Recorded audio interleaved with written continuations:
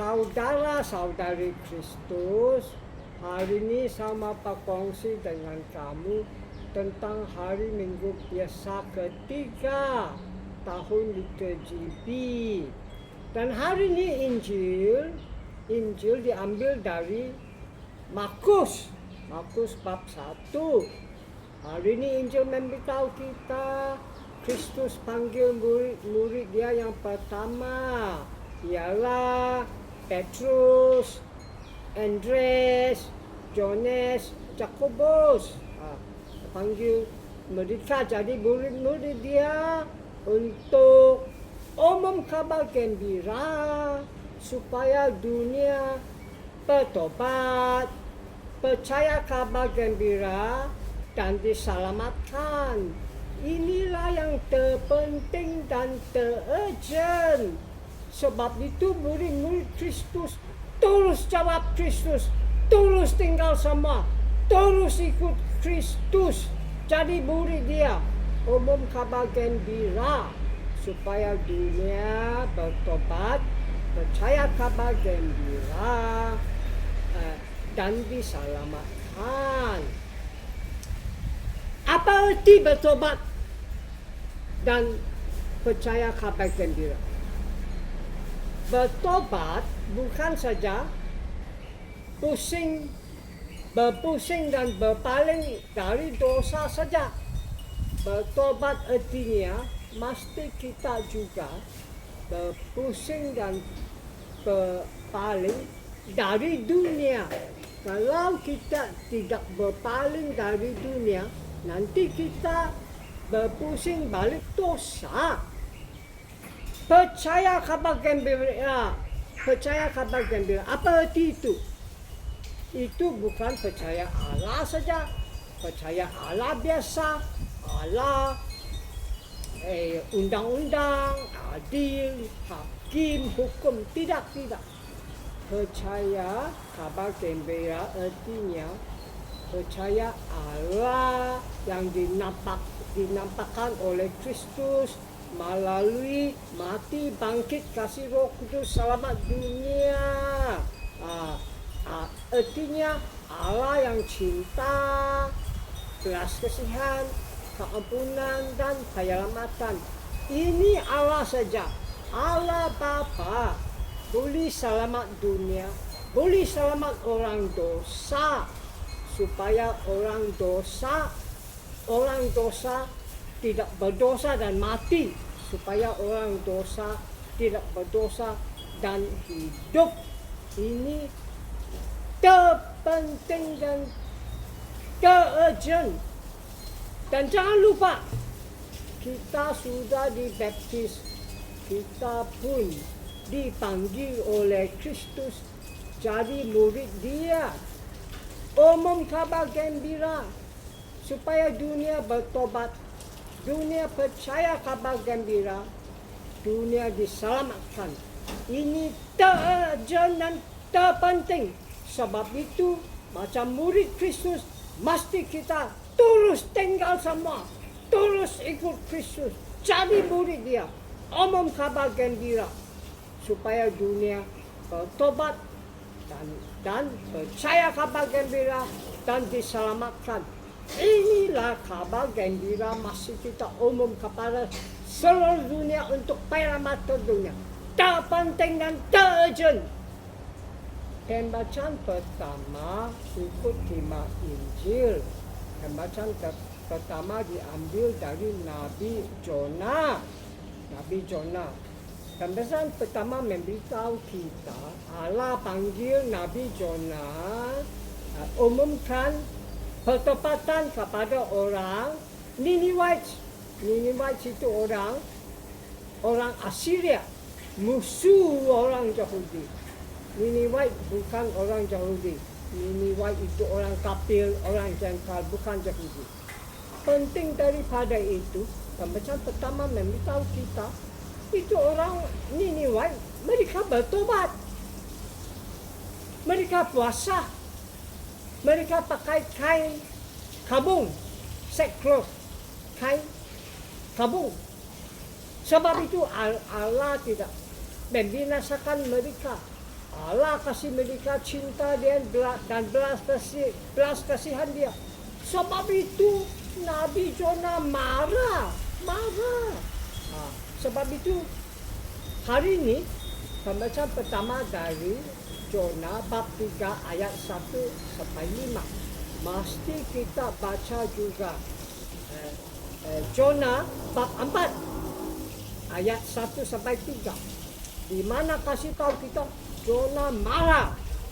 Sebab dia mau Allah membinasakan itu orang Niniwe, orang Assyria, musuh orang Yahudi, orang kafir bukan Yahudi, orang Gentile. Tapi Allah kasih mereka cinta belas kasihan. Itulah Jonah macam orang Yahudi di masa dia.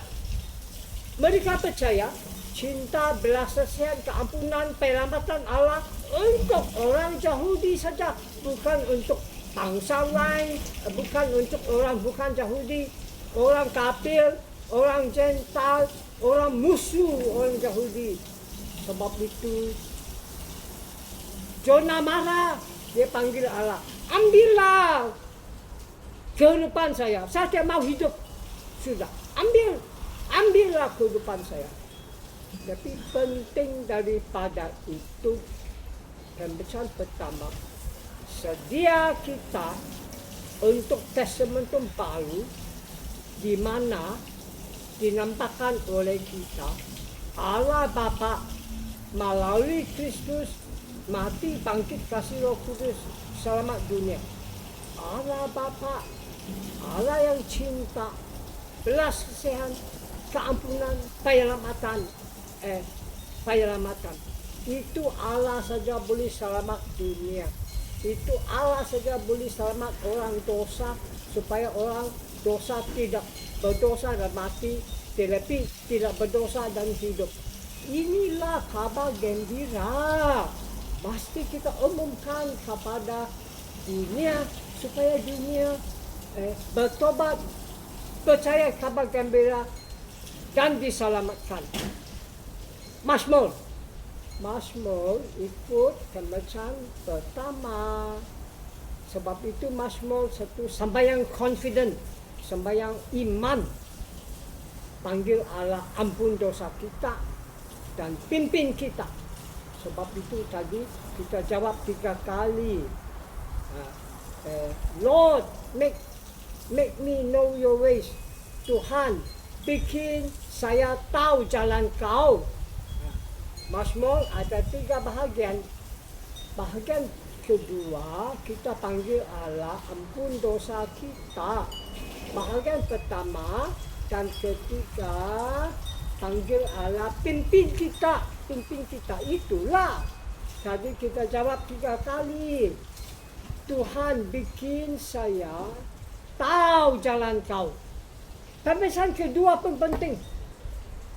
Pembacaan kedua dari surat Sankti Paulus kepada Korintians, yang surat pertama kepada orang Korintians. Dan pembacaan kedua ikut tiba Injil. Mengapa? Sebab pembacaan kedua pun memberitahu kita mesti tidak berpaling dan berpusing daripada dunia. Kalau kita berpaling, berpusing dari dosa saja, tetapi tidak berpaling dari dunia, nanti kita berpusing balik dosa. Sebab itu pembacaan kedua panggil kita, mesti kita berpusing, berpaling dari dunia. Mengapa Sankti Paulus panggil orang Korintians berpusing dari dunia? Sebab Sankti Paulus salah fikir. Dia fikir akhir zaman dunia dekat sudah.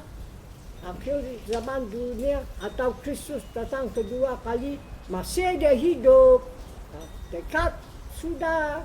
Sebab itu Sankti Paulus panggil orang Korintian berpusinglah, berpaling dari dunia.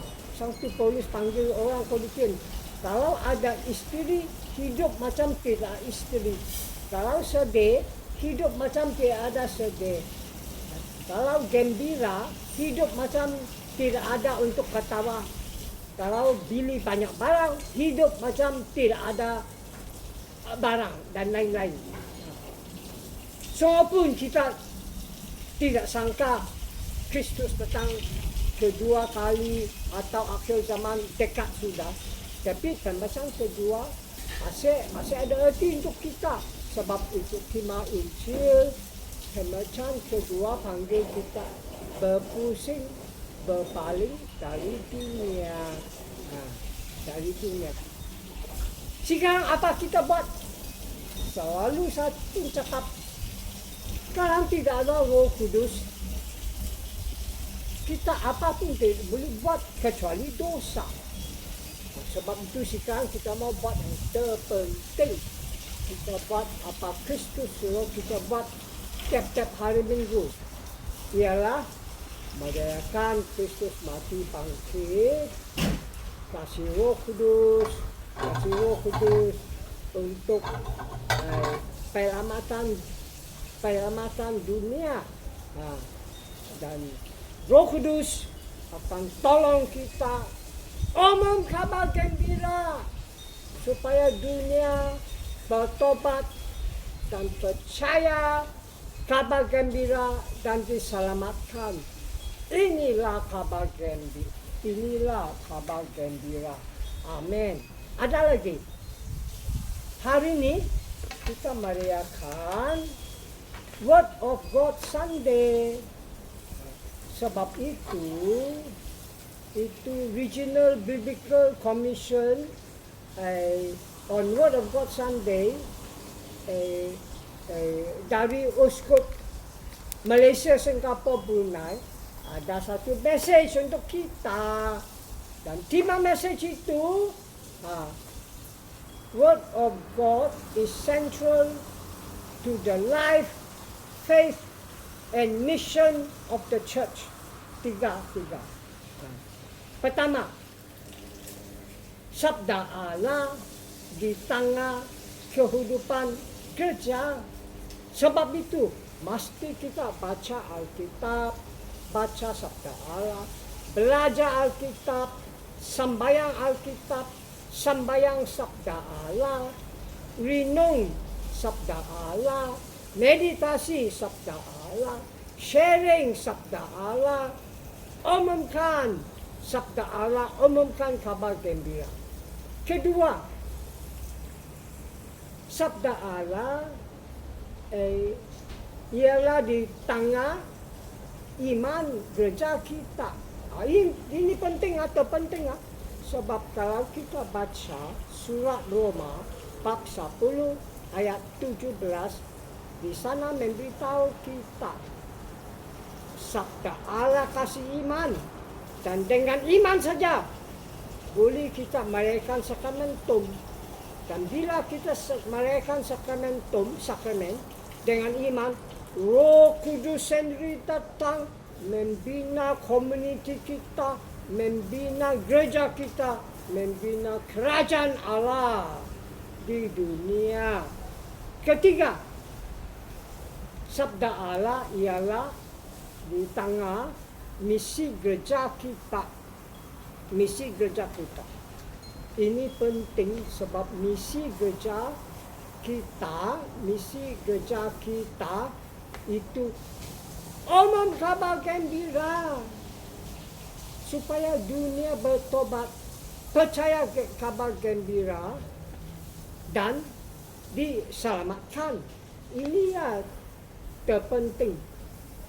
Dengan ini saya wish kau a happy and a blessed Sunday, a happy and a blessed week, and a happy and a blessed Word of God Sunday. Amen. Tuhan memberkati kamu.